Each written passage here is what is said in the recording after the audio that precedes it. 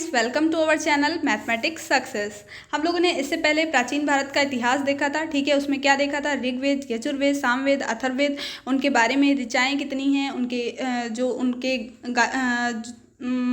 उनके उच्चारण करने वालों को क्या कहते हैं, उनके पाठकर्ता को क्या कहते हैं।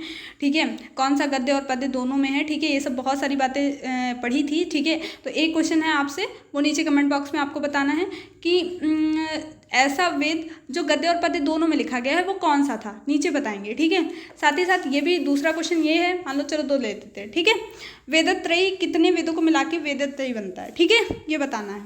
4 वेदों को तो क्या कहते थे? संहिता कहते थे, है ना, ये हमने बता दिया। अब 3 वेदों को क्या कहते थे, ये आपको बताना है।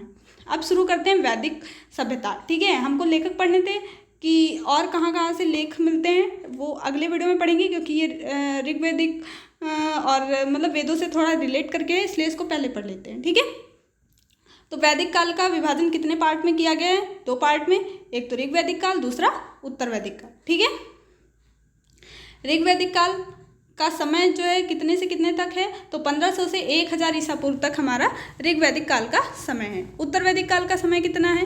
तो हमारा 1000 से 600 ईसा पूर्व तक उत्तर वैदिक काल का समय रहता है। तो आपसे पूछा जा सकता है कि ऋग्वैदिक काल का समय कितना होता है, तो आपको याद रखना है 1500 से 1000 तक। ठीक है, ये टाइम लाइन है, मान लीजिए। ठीक है, यहाँ 1500 है, यहाँ पे 1000 है और यहाँ पे 600 है। ठीक है, तो ये जो इतना टाइम पीरियड रहा है वो कितना रहा है? ऋग्वैदिक काल का रहा है, और ये जो इतना इधर का टाइम पीरियड है वो उत्तर वैदिक काल का रहा है। तो आपको कैसे याद रखना है? ऋग्वैदिक काल का समय ये वाला। ठीक है, आपको ये टाइम लाइन याद रखनी है। 1500, फिर 500 कम हुए 1000, फिर 400 कम हुए। ठीक है, पहले 500 कम हो रहे, फिर 400 कम हो रहे। ठीक, तो 1500 से 1000 तक ऋग्वैदिक काल है और 1000 से 600 तक उत्तर वैदिक काल है। ठीक है, और ये ईसा पूर्व है, ये ध्यान रखेंगे। ठीक है, ईसा मसीह के जन्म से पहले। आर्य सर्वप्रथम कहाँ से मतलब ऐसे पूछता है कि आर्य सबसे पहले कहाँ से आए थे, तो ऐसा माना जाता है, ये मेन तो यही है। वैसे अलग अलग लोगों ने अलग अलग बताया है, मैक्स मूलर का ही ज़्यादातर पूछते हैं मतलब। ठीक है, तो मैक्स मूलर ने कहाँ का माना है इनको निवासी? तो मध्य एशिया का निवासी इनको माना है। ठीक है, आर्यों द्वारा निर्मित जो सभ्यता है उसी को क्या कहते हैं? उसी को हम लोग वैदिक सभ्यता कहते हैं। ठीक, तो आर्य सबसे पहले पंजाब और अफगानिस्तान में बसे थे, और कहाँ से आए थे? तो ये मध्य एशिया से आए थे, और इनके द्वारा जो निर्मित सभ्यता है उसको क्या कहते हैं? उसे वैदिक सभ्यता कहा जाता है। और इनकी सभ्यता कैसी थी? तो इनकी सभ्यता ग्रामीण थी। ठीक है, ये पूछा जा सकता है कि उत्तर वैदिक काल में आर्य जो आए थे, ठीक है, आर्यों की द्वारा जो विकसित सभ्यता थी वो कैसी थी? तो वो थी ग्रामीण सभ्यता। ठीक है, आर्यों की भाषा कैसी थी? तो संस्कृत थी। आगे देखेंगे, ये पूछ सकते हैं कि इनमें जो 5 पार्ट होते थे प्रशासनिक, जैसे इस समय जिला स्तर पे शासन होता है, फिर राज्य पे, केंद्र पे। ठीक है, इसी टाइप से इस समय जो होता था वो कुल, फिर कुल से बड़ा ग्राम, ग्राम से विश्व, विश्व के बाद जन, जन से राष्ट्र, इन जो है 5 पार्टों में डिवाइड था। ठीक है, प्रशासनिक इकाई पहली सबसे छोटी पूछी जाती थी कुल, जैसे कि अभी इस समय कौन सी है? ग्राम है। ठीक है, ग्राम स्तर सबसे छोटी इकाई है ना। उसके बाद इसमें कुल के बाद ग्राम आता था, ग्राम के बाद विश्व आता था, विश्व से बड़ा जन होता था, और राष्ट्र पूरा राज्य आ जाता था। ठीक है, समझ गए? तो उस समय आर्यों के समय जो प्रशासनिक व्यवस्था थी वो कितने पार्ट में डिवाइड थी? 5 पार्ट में। कौन कौन से? कुल, ग्राम, विश्व, जन और राष्ट्र। ठीक है, ग्राम का मुखिया ग्रामीणी होता था, और जो विश्व का होता था विश्वपति होता था, जन का जो मुखिया होता था उसको राजन कहा जाता था। ठीक है, तो आपको इतना याद रखना है। अब देखेंगे पुरोहित और सेनानी प्रमुख थे, तो ये इतना ज़्यादा पूछा नहीं जाता है। ठीक है, इसमें से कुछ भी याद रखने वाला नहीं है। अब आपको याद रखना है इसमें से पूरब और स्पष्ट। ठीक है, पूरब क्या है? द्रुपति है, और स्पष्ट क्या है? जनता की गतिविधियों के देखने वाले गुप्तचर थे। ठीक है, तो आपसे पूछ सकता है स्पष्ट से क्या तात्पर्य है? ये नीचे लिखा होगा, 3-4 ऑप्शन दिए होंगे, जनता की गतिविधि को देखने वाला और गोचर भूमिका अधिकारी, इसी टाइप से आपसे ऑप्शन दे दिए जाएंगे। आपको उसमें से देखना होगा कि कौन सा सही है। ठीक है, वाजपति क्या है? वाजपति होता है गोचर भूमिका अधिकारी। उग्र क्या होता था? अपराधियों को पकड़ने का कार्य करता था, जैसे इस समय पुलिस होती है। ठीक है, उस समय उग्र होते थे। उग्रवादी सुना होगा वर्ड। ठीक है, तो उसी से रिलेट कर लीजिए। उग्र अपराधी को पकड़ने वाले को क्या कहते हैं? उग्र लोगों को जो पकड़ेगा वो कौन? वो पुलिस। ठीक है, तो उग्र अपराधियों को पकड़ने का कार्य करते थे। वाजपति क्या होते थे? गोचर भूमि के अधिकारी होते थे, और ये दुर्गपति होते थे। पूरब स्पष्ट जो होते थे ये कौन होते थे, ये जनता की गतिविधियों को देखने वाले गुप्तचर थे कि क्या चल रहा है राज्य में, ठीक है। तो उस सबको मतलब एनालाइज करते थे एज अ मतलब स्पाई, ठीक है, जासूसी वाला काम। फिर देख लेते हैं ऋग्वेद में किसी तरह की न्याय अधिकारी का उल्लेख नहीं मिलता है, मतलब कोई जज वज उस टाइम पे नहीं होते थे। आपको ये बताया था सभा और समिति किसकी दो पुत्रियां थी, ठीक है, बताइए। सभा और समिति दो राजा को सलाह देने वाली संस्था थी, और सभा श्रेष्ठ और संभ्रांत लोगों की संस्था थी, ठीक है। आपको याद होगा कि हमने बताया था कि सभा और समिति को प्रजापति की दो पुत्रियां कहा गया है, ठीक है, कहा गया है ना, दो पुत्रियां, इससे पहले वाले वीडियो में डिस्कस कर चुके हैं। सभा जो है श्रेष्ठ और संभ्रांत लोगों की संस्था थी, जबकि समिति जो थी वो क्या थी, सामान्य जनता का प्रतिनिधित्व करती थी, ठीक है। जो श्रेष्ठ समाज के लोग होते हैं उनको मिला करके हम लोग सभा बना देते थे, और जो समिति होती थी, जो भी बाकी बच्चे लोग सामान्य जनता होती थी वो समिति में आ जाती थी, ठीक है। इसका जो अध्यक्ष होता था, ठीक है, उसको क्या कहते थे, उसको ईशान कहा जाता था, ठीक है।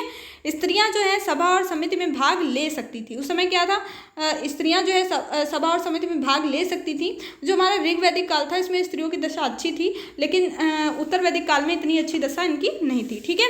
तो आपको बस इतना याद रखना है कि सभा और समिति प्रजापति की दो पुत्रियां थी। सभा जो थी वो क्या थी, श्रेष्ठ लोगों की थी, और जो समिति थी वो साधारण जनता का प्रतिनिधित्व करती थी, और इसके अध्यक्ष को क्या कहते हैं, उसको अध्यक्ष को ईशान कहा जाता है, ठीक है।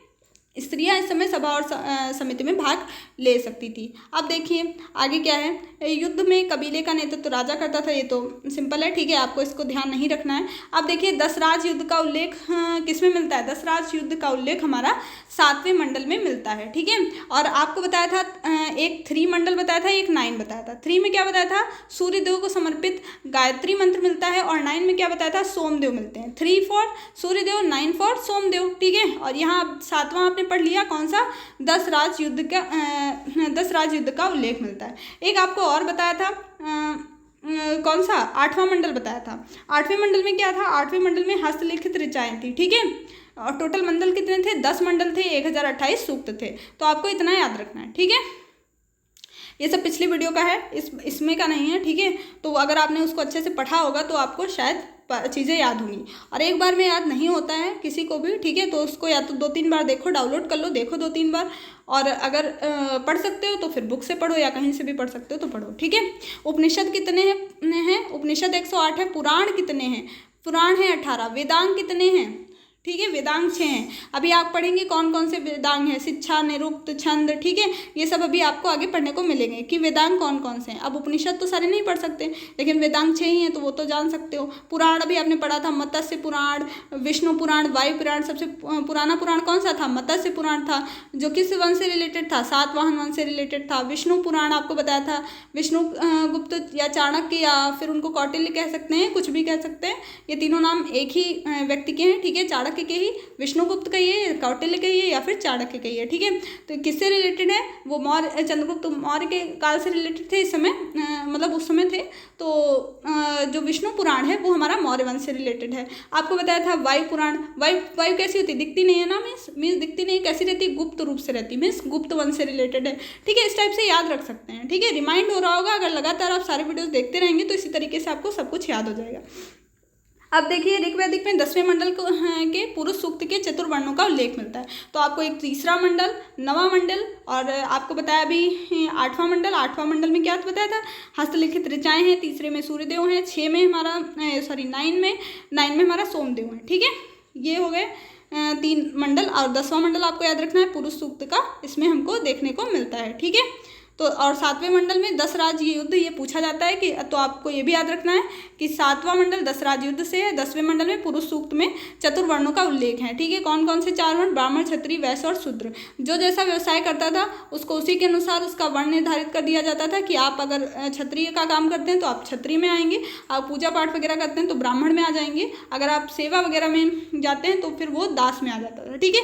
और व्यापार करते हैं तो वो वैश्य में आ जाता था, ठीक है। इस टाइप से वर्ण डिवाइड था। मतलब बाद में ये वंशानुगत हो गए, जैसे कि मतलब अगर कोई ब्राह्मण है तो उसका लड़का ब्राह्मण कहा जाएगा, ऐसा ये बाद में हुआ। उस समय जो जैसा काम करता था वैसे ही मतलब उसको वर्ग में रखा जाता था, ठीक है।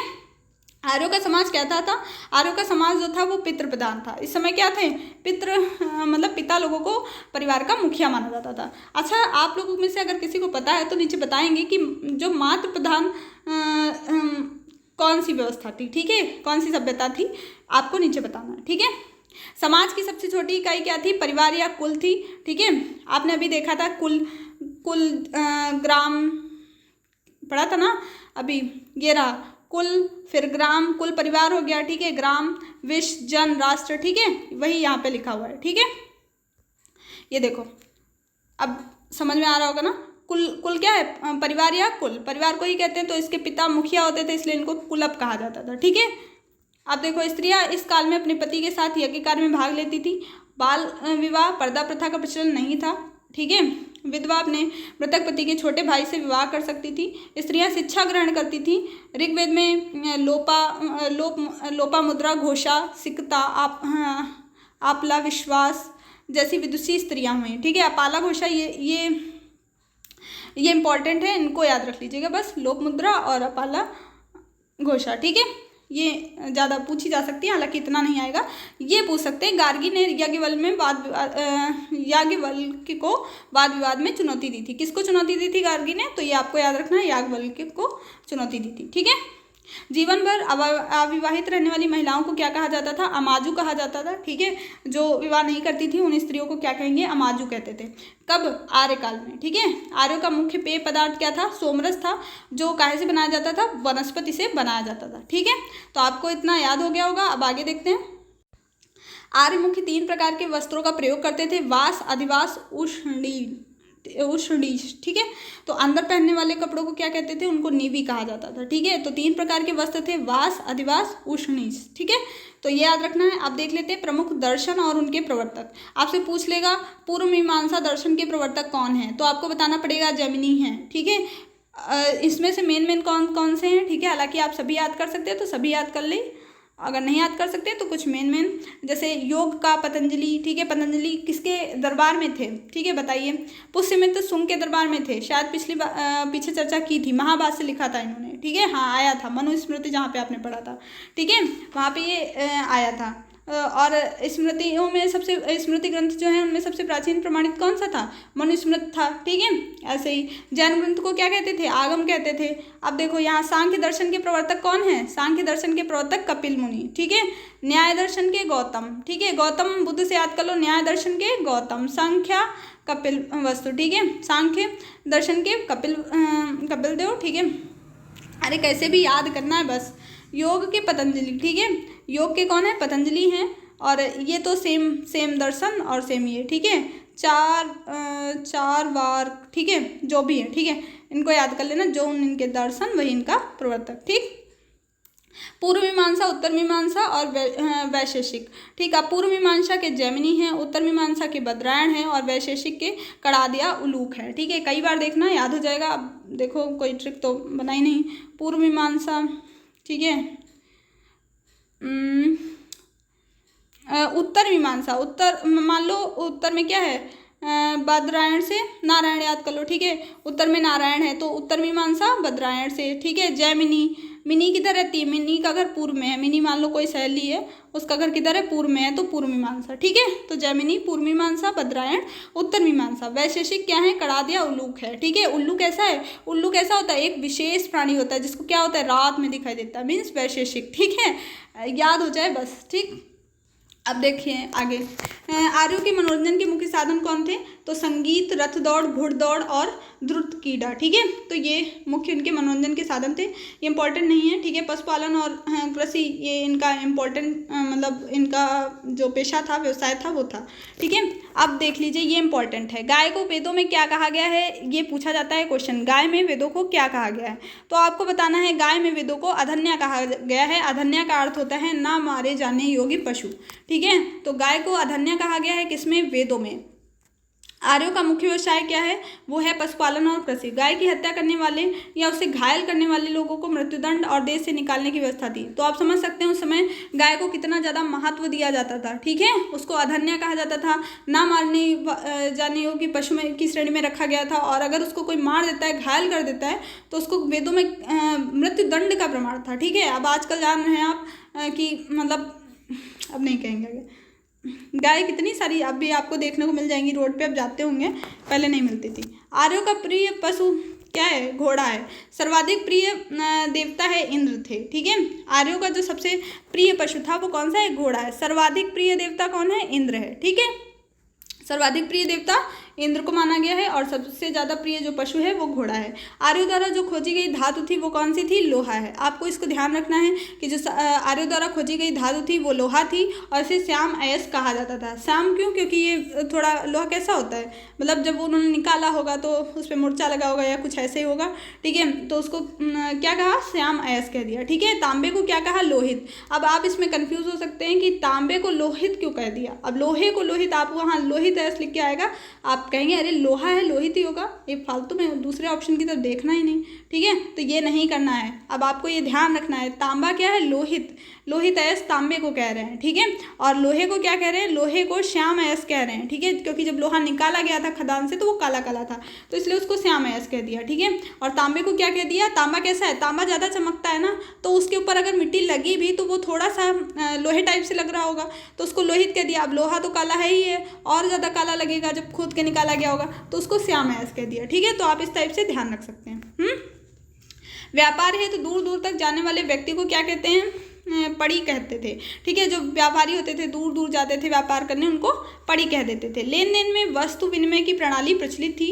ऋण देकर ब्याज लेने वाले को क्या कहते थे? वेकनाट कहते थे या सूदखोर कह देते हैं। ठीक है, जो आपसे मतलब आजकल भी थोड़ा बहुत देखने को मिल जाएगा शायद कहीं, हालांकि बहुत कम हो गया है, जो मतलब आपसे कुछ रख लें और उसके बदले में आपको ऋण दे देते थे। ठीक है, मतलब जैसे खेती है उस समय पुराने ज़माने में बहुत कुछ मतलब ऐसा होता था, तो ऋण देने के लिए वो कुछ ना कुछ ले लेते थे, उनको क्या कहते थे? उनको सूदखोर कहा जाता था, उसके बदले में उनसे ब्याज लेते थे। ठीक है, मनुष्य और देवताओं के बीच मध्यस्थता की भूमिका निभाने वाले को क्या कहते हैं? मतलब उस समय कहा जाता था, भूमिका निभाने वाले देवता के रूप में अग्नि देवता को जाना जाता था, और इनकी पूजा की जाती थी। ठीक है, ऋग्वेद में उल्लेखित सभी नदियों में सरस्वती सबसे महत्वपूर्ण नदी और पवित्र नदी मानी गई है। गंगा का सिर्फ एक बार उल्लेख मिलता है।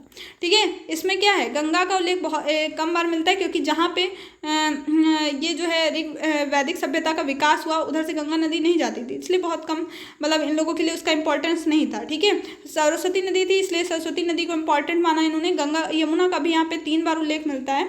सिंधु नदी जो है यहाँ से वहाँ पे बहती होगी, इसलिए सिंधु नदी का उल्लेख सबसे ज़्यादा बार हुआ है ऋग्वेद में। ये आपसे पूछा जा सकता है कि गंगा का उल्लेख कितनी बार हुआ है, तो आप बताएंगे 1 बार हुआ है। यमुना का 3 बार हुआ है। सिंधु का सबसे ज़्यादा बार हुआ है, और जो सबसे पवित्र नदी है वो सरस्वती नदी मानी गई। ठीक है, सारे क्वेश्चन अलग अलग हैं, इसको याद रखेंगे।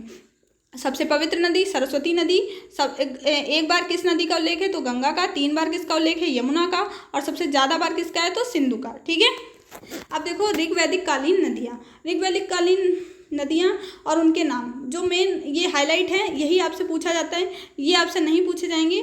ठीक है, अगर आपसे ये पूछी जाती, ये दोनों ऊपर वाली इंपॉर्टेंट नहीं है, अगर आपसे पूछी भी जाती हैं तो आप अगर इन सब के नाम जानते होंगे तो ये आराम से पहचान लेंगे। ठीक है, कुभा, कुभा का काबुल है, अब आप ये भी पढ़ लीजिए, 2 काहे छोड़े। ठीक है, कुब्र का कुर्रम। ठीक, कुब्र का कुर्रम, जिसमें रा आ रहा है नीचे, यहाँ भी ऊपर इसमें रा आ रहा है। ठीक है, इसमें कोई रावा नहीं है, यहाँ भी नहीं, यहाँ छोटे ऊ की मात्रा है, यहाँ भी छोटे ऊ की मात्रा है। ठीक है, कोई रावा इसमें भी नहीं है और नीचे वाले में भी नहीं। ठीक है, तो कुभा का काबुल और कुब्र का कुर्रम। ठीक, अब याद रखो ये वितस्ता का झेलम, ये आप रट लीजिए बिल्कुल, कैसे भी ये बहुत पूछा जाता है। ठीक है, वितस्ता का झेलम कई बार पढ़िए ऐसे ही, वितस्ता झेलम अस्किनी चिनाब परुष्णी रावी सतुद्री सतलज। ठीक है, देखो सतुद्री तो सतलज हो गया, परुष्णी रावी को कहते थे, रा इसमें आया, देखो रावी इसमें आया, अस्किनी चिनाब को कहते हैं, वितस्ता झेलम को कहते हैं। कई बार बोलिए वितस्ता झेलम। एक पन्ना लीजिए, ठीक है, उस पर ये 4-5 लिख लीजिए और दिन भर उसको बोलते रहिए। ठीक है, जितने टाइम मिले जेब से निकालो, पढ़ने लगो। वितस्ता झेलम अस्किनी चिनाब परुष्णी रावी सतुद्री सतलज। ठीक है, याद हो जाएंगे। विपाशा व्यास, सदा नीरा क्या है? गंडक, द्रस्दी घग्गर गोमती गोमल सुवस्तु स्वात। ठीक है, सुवस्त, सौत, गोमती, गोमल, ये तो आराम से पहचान लोगे। धृष्टि, घग्गर, ठीक है। सदानीरा, सदानीरा गंडक, ठीक है। गड्ढे में क्या रहता है, हमेशा पानी रहता है, ठीक है, कभी सूखता ही नहीं क्योंकि पानी भर जाता भर जाता है, तो Sadanira Gandak. Vipasha, Vyas, Vipasha, V for Vipasha, V for Vyas, ठीक है। अब V for Vipasha, V for Vyas, S for Satudri, S for Sutlej, P for Parasni है, लेकिन हम पी क्यू आर, ठीक है, क्यू छोड़ के आर, रावी हो गया। अस्किनी, चिनाब, ठीक है, ए बी छोड़ के, हाँ ये ठीक है, ये ट्रिक सही है, ठीक है। अगर आप याद नहीं कर सकते ऐसे तो आप ऐसे याद करिए। ए फॉर अस्किनी, बी छोड़ के सी फॉर चिनाब, ठीक है। और पहला अक्षर लिखिए, वहाँ से आपको ये देखने को नहीं मिलेंगे, वहाँ से आपको ये मिलेगा लिखा या इधर वाला मिलेगा, एक लिखा होगा, एक आपको बताना है, तो आप ए लिख लीजिए, बी छोड़ के सी फॉर होगा, देख लो उसमें ऑप्शन में सी से जो शुरू हो वही हमारा आंसर है, ठीक है। तो सी फॉर चिनाब। अब पी फॉर परसणी होता है, क्यू छोड़ दो, आर, आर फॉर रवि होता है, ठीक है। अब सतुद्री तो S for Satudri, S for Sutlej, V for Vipasha, V for Vyas, Sadanira आपको बता दिया, गड्ढे में हमेशा पानी रहेगा, गंडक, ठीक है। अब ये क्या है, डी से शुरू होगा, घग्गर जी से होगा।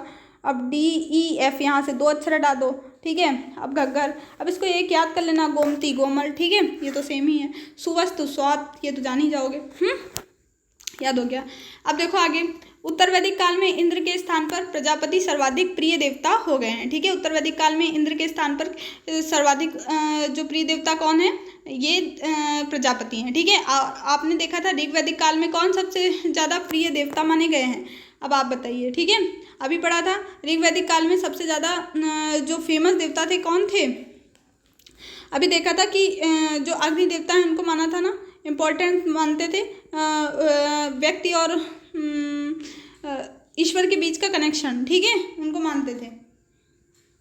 अब देखो उत्तर वैदिक काल में इंद्र के स्थान पर प्रजापति सर्वाधिक प्रिय देवता हो गए। उत्तर वैदिक काल में सर्वाधिक प्रिय इंद्र और सबसे ज़्यादा उत्तर वैदिक काल में प्रजापति, ठीक, समझ गए। अब देखो ऋग वैदिक कालीन देवता कौन कौन से। इंद्र, इंद्र को क्या माना जाता था, ये बाकी सब आपको याद नहीं करने, जिस पे हाईलाइट है बस इतना याद रखिए। इंद्र को युद्ध का नेता, वर्षा का देवता, आपने वो कहानी भी सुनी होगी कृष्ण जी वाली, ठीक है, इंद्र देवता की, तो बरसात के देवता हैं इंद्र और युद्ध के देवता हैं, ठीक है। अग्नि देवता, अग्नि देवता अभी आपको बताया देवता और मनुष्य के बीच मध्यस्थता का कौन करता था, अग्नि देवता को मानते थे, अभी ऊपर पढ़ा था, ठीक है। मारुत, मारुत नंदन आपने हनुमान जी का सुना होगा, ठीक है नाम, तो मारुत क्या है, आंधी तूफान का देवता कौन है, मारुत है। विष्णु क्या है, विश्व के संरक्षक और पालनकर्ता कौन है, विष्णु है, ठीक है। सोम क्या है, वनस्पति देवता, सोम देवता का उल्लेख किस मंडल में मिलता है, नीचे कमेंट बॉक्स में लिखिए, छापिए। अब देखो उत्तर वैदिक काल में राज्य के राज्याभिषेक के समय राजसूय यज्ञ का अनुष्ठान था, ठीक है। जब उत्तर वैदिक काल में राज्याभिषेक होता था किसी राजा का तो उस समय कौन सा यज्ञ किया जाता था, उस समय राजसूय यज्ञ किया जाता था। उत्तर वैदिक काल में वर्ण व्यवस्था की बजाय जन्म के आधार पर निर्धारित हो गया, ठीक है। अभी क्या हमने देखा था कि जैसा व्यवसाय करता था वैसा ही उसका निर्धारित कर दिया जाता था वर्ग, ठीक है। लेकिन इसमें उत्तर वैदिक काल में क्या हो गया, धीरे धीरे आते आते ये व्यवस्था परमानेंट हो गई कि पंडित का लड़का पंडित, ठाकुर का लड़का ठाकुर, ठीक है, परमानेंट हो गया, ठीक है। तो अब बहुत थोड़ा सा बचा है, ये भी देख लो। उत्तर वैदिक काल में हल को क्या कहा जाता था, सिरा, और हल की रेखा को शीता कहा जाता था, ठीक है। उत्तर वैदिक काल में निष्क और शतमान मुद्रा की इकाई थी, लेकिन इस काल में किसी खास भार, आकृति और मूल्य के सिक्कों के चलन का कोई प्रमाण नहीं मिलता है। ये आपको इतना याद नहीं रखना है, आप ये याद रख लीजिए, इसको बिल्कुल छोड़ दीजिए, ठीक है, ये इंपॉर्टेंट नहीं है। उत्तर वैदिक काल में हल को सिरा कहते थे, हल की रेखा को शीता कहा जाता था, ठीक है। सत्यमेव जयते कहाँ से लिया गया, ये बहुत पूछा जाता है, मुंडकोपनिषद से लिया गया है, ठीक है। इसी उपनिषद में यज्ञ की तुलना टूटी हुई नाव से की गई है, ठीक है। किससे की गई है, टूटी हुई नाव से की गई है। किसकी तुलना टूटी हुई नाव से की गई, यज्ञ की, ठीक है। सांख्य दर्शन अभी आपने पढ़ा था, बताइए जरा सांख्य दर्शन के लेखक कौन है, ठीक है, अपने आप बोलना है, ठीक है, नीचे लिखो ना लिखो, अगर आपको नहीं आ रहा है तो आपको पीछे देखना चाहिए, ये मेरा मतलब है, ठीक है। अगर आप पढ़ के पूरा वीडियो यहाँ तक आ गए हैं लेकिन अभी आप इसका आंसर नहीं दे पा रहे हैं, मतलब आप रिपीट करिए, ठीक है, ऐसे याद नहीं होगा। सांख्य दर्शन के प्रवर्तक कौन है, कपिल देव, अभी आपने पढ़ा था कपिल मुनि, ठीक है, कपिल देव नहीं है, कपिल मुनि है, वो कपिल देव क्रिकेटर है, ठीक। उत्तर वैदिक काल में कौशाम्बी नगर में पहली बार पक्की ईंटों का उपयोग हुआ था, ठीक है। तो पक्की ईंटों का प्रयोग सबसे पहले कहाँ हुआ, उत्तर वैदिक काल में तो कौशाम्बी नगर में हुआ था। अब महाकाव्य कितने हैं? 2 हैं, महाभारत और रामायण। ठीक है, महाभारत का पुराना नाम क्या है? जय संहिता है, या विश्व का सबसे बड़ा महाकाव्य। गोत्र क्या है? गोत्र नामक संस्था का जन्म उत्तर वैदिक काल में हुआ। ठीक है, उत्तर वैदिक काल में गोत्र एक संस्था आ गई। अभी आपने देखा था सभा और समिति 2 थी। सभा जो है संभ्रांत लोगों की थी और जो समिति थी वो आम जनता की थी। ठीक है, तो अब इसमें क्या हो गया? गोत्र नाम की एक नई संस्था का जन्म हो गया। महाभारत का पुराना नाम क्या है? जय संहिता है, ये पूछा जा सकता है। ठीक है, ये सिंपल क्वेश्चन ही आपके पेट के एग्जाम में आएंगे, तो आपको अच्छे से पढ़ना है, कोई भी क्वेश्चन छूटे नहीं। मतलब कोई भी एग्जाम अगर आप दे रहे हैं तो ये सबके लिए, ठीक है, ये हर जगह आपको मतलब काम करेगा, तो इसलिए इसको अच्छे से पढ़िए। वेदांत दर्शन के मौलिक ग्रंथ ब्रह्मसूत्र या वेदांत सूत्र की रचना बद्रायण ने की थी। अभी आपने बद्रायण के विषय में कुछ पढ़ा था। क्या पढ़ा था? उत्तर में बद्रीनाथ किधर है? अब हमको पता नहीं किधर, मान लो तुम्हारे घर के उत्तर दिशा में है। ठीक है, तो बद्रायण उत्तर मीमांसा, और जैमिनी से हमने कहा था कि मिनी मेरी मतलब मान लो फ्रेंड है कोई, तो वो पूर्व में रहती, तो पूर्व मीमांसा। ठीक है, तो अब देख लो वेदांत दर्शन के मौलिक ग्रंथ कौन से हैं? ब्रह्मसूत्र या वेदांत सूत्र की रचना किसने की थी? ये बद्रायण ने की थी। बस आपको इतना ही याद रखना है। ठीक है, इतना नहीं, बहुत हो गया। ठीक है, तो मेन पॉइंट एक बार फिर से रिवाइज कर लेते हैं। ठीक है, हमने देखा कि सबसे पहले यहाँ 1500 लिखना है, यहाँ पे 1000 लिखना है, फिर 400 माइनस करके आपको 600 लिखना है। ये हमारा ऋग वैदिक काल है, ये हमारा उत्तर वैदिक काल है। ठीक है, उत्तर वैदिक काल हम मैक्स मुलर ने क्या माना है कि मध्य एशिया से आर्य आए थे। ठीक है, आर्यों की भाषा क्या थी? संस्कृत थी। जो आर्यों द्वारा विकसित की गई सभ्यता थी वो कैसी थी? वो ग्रामीण थी। ठीक है, ग्रामीण बेस थी, शहरी नहीं थी। ठीक है, और ये 5 भागों में इनका प्रशासनिक व्यवस्था थी। कुल, ग्राम, विश, जन और राष्ट्र। ठीक है, ग्राम के मुखिया को ग्रामीणी, विश को विशपति और जन के राजन कहा जाता था। ठीक है, आपको इतना याद हो गया होगा। ठीक है, मतलब कुछ रिमाइंड हो रहा होगा। और फिर हमने देखा था कि पूरब क्या होता था? दुर्गपति होता था। इस पर हमारा जनता की गतिविधियों को देखने वाला गुप्तचर होता था। वाजपति हमारा गोचर भूमि का अधिकारी होता था। और उग्र जो होता था, उग्र क्या बताया था? उग्र किसको पकड़ेगा? अपराधियों, उग्र लोगों को कौन पकड़ेगा? मतलब अपराधियों को पकड़ेगा ना, तो उग्र अपराधियों को पकड़ने वाला होता था। सभा समिति राजा को सलाह देने वाली संस्था थी। सभा श्रेष्ठ लोगों की थी, समिति जो थी वह सामान्य जनता की थी। इसके अध्यक्ष को ईशान कह देते थे। दशराज युद्ध का वर्णन हमको 7वें मंडल में मिल जाता है। ठीक है, 10वें मंडल में हमको पुरुष सूक्त के चतुर्वर्णों का उल्लेख मिलता है, ब्राह्मण, क्षत्रिय, वैश्य, शूद्र। ठीक है, उस समय क्या था? उस समय जो वर्ण व्यवस्था थी वो कर्म के आधार पर होती थी, जन्म के आधार पर नहीं होती थी, जबकि उत्तर वैदिक काल में ऐसा नहीं था। उत्तर वैदिक काल में ये परमानेंटली फिक्स हो गया था। ठीक है, कि जो जिस वर्ग में मतलब जिसके घर जो जन्म लेगा वो वही कहा जाएगा। ठीक है, 10वें मंडल में पुरुष सूक्त है, तो और 7वें मंडल में दशराज युद्ध है। ठीक है, आर्यों का समाज कैसा था? तो पितृ प्रधान था। पिता को क्या कहा जाता था? कुलप कहा जाता था। जीवन भर अभावित रहने वाली जो महिलाएं होती थी उन्हें माजू कहते थे। गार्गी ने किसको चुनौती दी थी? याज्ञवल्क्य को चुनौती दी थी। किसमें? वाद विवाद में। ठीक है, आर्यों का जो मुख्य पेय था वो कौन था? सोमरस था। कैसे बनाया जाता था? वनस्पति से बनाया जाता था। ठीक है, योग दर्शन के हमारे जो प्रवर्तक हैं वो कौन है? पतंजलि हैं, सांख्य के कपिल हैं और न्याय के गौतम मुनि थे। ठीक है, पूर्व मीमांसा जैमिनी, उत्तर मीमांसा बद्रायण। ठीक है, वैशेषिक विशेष होता है कौन? उल्लू पक्षी। ठीक है, तो मतलब उसको रात में दिखता है, तो कणाद या उल्लूक हैं। ठीक है, गाय को क्या कहा गया? वेदों में ना मारने योग्य अघन्य कहा गया है। आर्यों का प्रिय पशु कौन था? घोड़ा था। सर्वाधिक प्रिय देवता कौन थे? इंद्र थे। ठीक है, अभी आप और जो ये अग्निदेव को क्या माना जाता था? ईश्वर और मनुष्य के बीच का कनेक्शन करता। ठीक है, लोहे को क्या कहते थे? श्याम अयस कहते हैं, ये ध्यान रखना। और तांबे को क्या कहते थे? लोहित अयस कहा जाता था। तांबे को लोहित अयस और लोहे को श्याम अयस। ठीक है, व्यापार के लिए दूर दूर जाने वाले व्यक्तियों को पाणी कहते थे, और जो ब्याज लेते थे ऋण दे करके उनको सूदखोर या वेकनॉट कहा जाता था। ठीक है, और सबसे ज़्यादा बार उल्लेख किस नदी का मिलता है? तो सबसे ज़्यादा बार सिंधु नदी का मिलता है, 1 बार गंगा का मिलता है, 3 बार यमुना का मिलता है, सबसे पवित्र नदी सरस्वती नदी। ठीक है, आस्किनी चिनाब वो अब बता दिया, उसको देख लेना। परश्रिणी रावी कैसे याद रखना है। ठीक है, अगर पहले से याद है तो अच्छी बात है। उत्तर वैदिक काल में इंद्र के स्थान पर किसको मेन मानने लगे थे? प्रजापति को मानने लगे थे। ठीक है, और बाकी अब यही देखना है। सत्यमेव जयते मुंडकोपनिषद से लिया गया है, और कौशाम्बी नगर में पहली बार ईंटों का प्रयोग हुआ। ठीक है, पक्की ईंटों का, सॉरी, ठीक है। महाकाव्य दो हैं, एक तो महाभारत, दूसरा रामायण। महाभारत को क्या कहा गया? जय संहिता कहा गया, यह विश्व का सबसे बड़ा महाकाव्य। गोत्र क्या था उस समय? पहले जो ऋग्वैदिक काल था उसमें सभा सम्मत चलती थी, इसमें क्या चलता था? इसमें जो है इसमें गोत्र चलता था, ठीक है। और वेदांत दर्शन के मौलिक ग्रंथ जो हैं वो ब्रह्मसूत्र या वेदांत सूत्र की रचना बद्रायण ने की थी, ठीक है। बस इतना ही था, मिलते हैं नेक्स्ट वीडियो में। अब उम्मीद करते हैं आपको बहुत अच्छे से कायदे से समझ में आ गया होगा। और अगर अभी भी कोई मतलब अगर यहाँ पे कोई मिस्टेक हो गई तो नीचे कमेंट बॉक्स में आप बता सकते हैं। और वीडियो अच्छा लगा हो तो प्लीज़ शेयर ज़रूर करिएगा अपने सभी दोस्तों के साथ। मिलते हैं नेक्स्ट वीडियो में। जय हिंद, जय भारत।